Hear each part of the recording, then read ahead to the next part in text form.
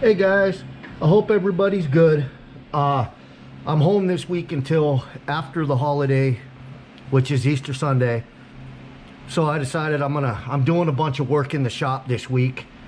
So I decided this video is gonna be kind of two parts. The first part is gonna be how to, and then the second part you'll see when I get to that point.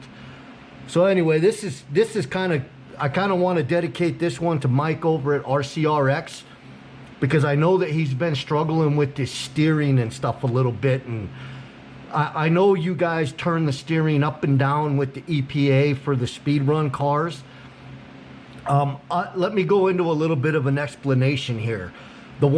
We don't do that as racers, because what happens is if you turn your EPA down, like let's say you go down from 100% to 50%, it actually limits you, because if you're running on a track, it's fine for sweepers and straightaways and stuff like that, but if you get into the tight corner section, then the car doesn't turn as sharp as it's supposed to. So I'm going to get into the reasons why here as I show this how-to video, because you really can do it a better way by using what they call Expo.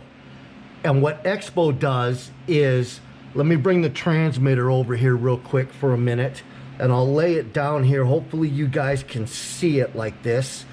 Okay, what Expo does is it desensitizes the wheel movements from, you can set it to where you can have less responsiveness by moving the wheel just a little bit. A lot of people, the reason why I use a lot of Expo on my micro cars is because they get really twitchy. So I run a lot of Expo on my small cars, and I run Expo on my big cars too. It's just not as much as the little cars. So with that explanation out of the way, the reason why I did this video today is because I know that Mike over at RC Prescriptions has the Radiolink RC6GS.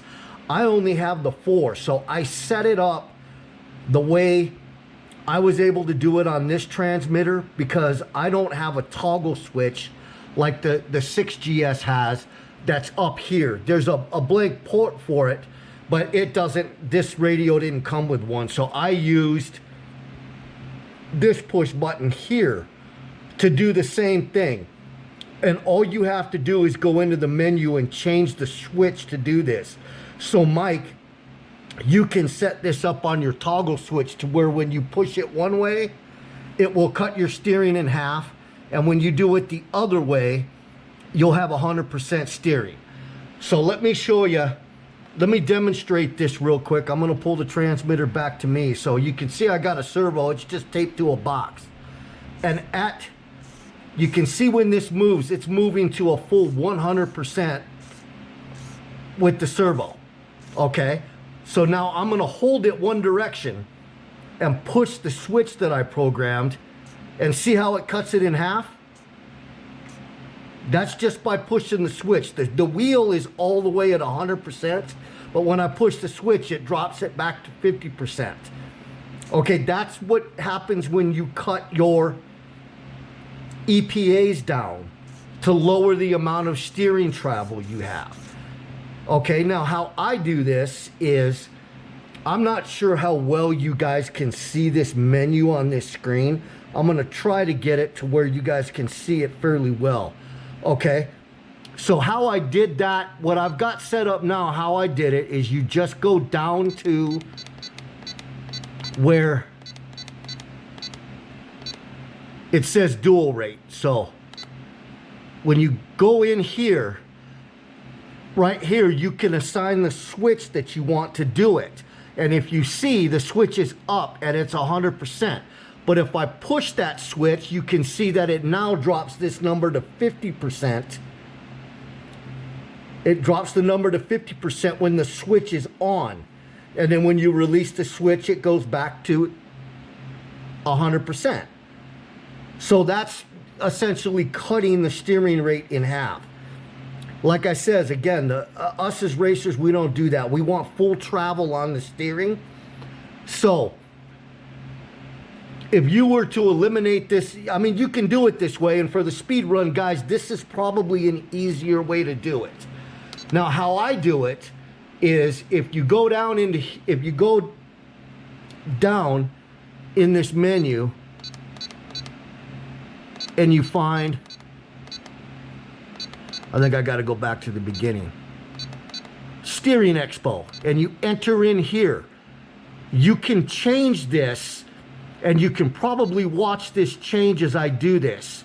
Okay, let's say you want to run, if you can see the curve is moving. Okay, so the higher you go, I mean, I'm going to go up to 100%, but that's a freaking extreme. You would never go that high. I think on my 128 scale cars, I'm at about 65%. But you can see how it widens that curve out. Okay, so what that does is on the responsiveness of the wheel, when you move this wheel just a little bit, almost nothing happens. If you watch the servo at 100%, you can see it's just real slight movements. But then if you go all the way to 100%, it does go quick.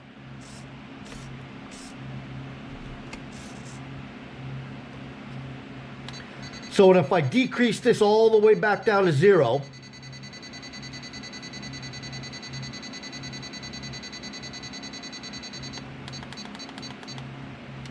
okay, with 0, you have pretty much instantaneous response. Now you can go to the negative side of this, but remember, if you go to the negative side of this, it's going to be even faster. So it's a lower number. The lower the number, the more responsiveness you're going to have in that center section. So I wanted to do this just to show you guys like how it works and the reasonings for using it and stuff. For me, even on my speed run cars, I'm certain that they're all set at 100% on the EPA, and I just use Expo to dial out the sensitivity on the wheel. It also helps when you're doing the actual speed run, because if you need to do a small correction or something, if you're not running a gyro, some guys run gyros and that kind of makes up for it. Some don't. Some think that it's wrong to run a gyro. I don't think that it's wrong to run a gyro, especially on speed run cars, because at that speed, they're just so responsive when you touch the wheel. So anyway, that was the quick how-to, and if you guys have any questions or want more in-depth about it, just let me know and I'll explain it to you the best I can in the comments, or I'll do another video or whatever. So now the second half of this video is, let me bring it over. So the second half of this video was kind of a shout out to Mike over at RC Prescription and Paul over at Right Place. Okay, I know you guys know last year towards the end of the Poor Boys thing, I bought a TT01. And I've been running it lately in the VTA class. It's got a brushed motor, brushed ESC and stuff in it. Well, I know you guys are running TT02s and I'm running a TT01, but I want in on that run to 100 miles an hour.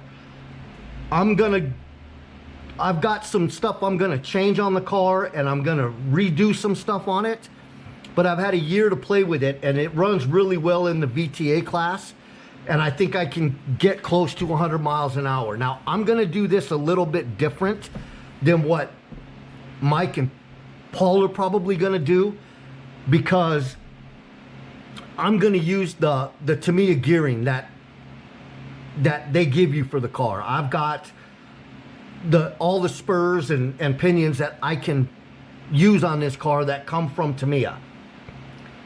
I am going to change it back over to a brushless system. I have the new Hobby Wing G2 120 amp ESC that is actually capable of running 4S.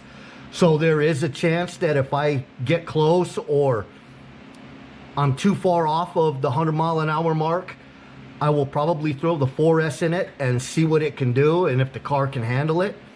I have some other parts and stuff coming for it. I'm gonna make some changes to it, suspension wise, and I'm gonna, like I said, the gearing's gonna vary probably as I run this in this little competition with them.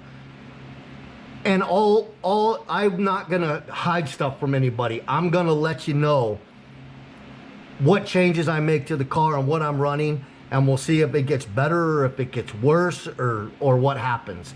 I also have a new body coming for it. I'm gonna get an actual speed run body for it. I have a body for it now for the VTA class, but it's not got the aerodynamics that I want to do speed runs with it. So anyway, that was my other announcement. Was I'm hoping Paul and over at Right Place and Mike at RC Prescriptions will let me know that I can get in even though I've got a TT01. So I think it will be a lot of fun because I really didn't get to run it as much as I wanted to in the Poor Boys Challenge last year. So anyway, I'm gonna sign off here, and I'll keep you guys updated on how the rebuild on this car goes and what I change on it to initially start with it, and then the changes as we go along. So anyway, just another quick note, Paul. I have your stuff printing right now, so the stuff should be ready towards the end of the week to be able to ship out. I only have one printer running right now because I'm in a smaller shop than I was in before, so I'm not doing multi-printers. So anyway, I'm gonna sign off here. I just wanted to let you guys know that stuff's still going on and everything's good. So if I don't talk to you guys in the near future, you guys have a happy Easter and everybody stay safe. And we'll talk to you guys in the next one.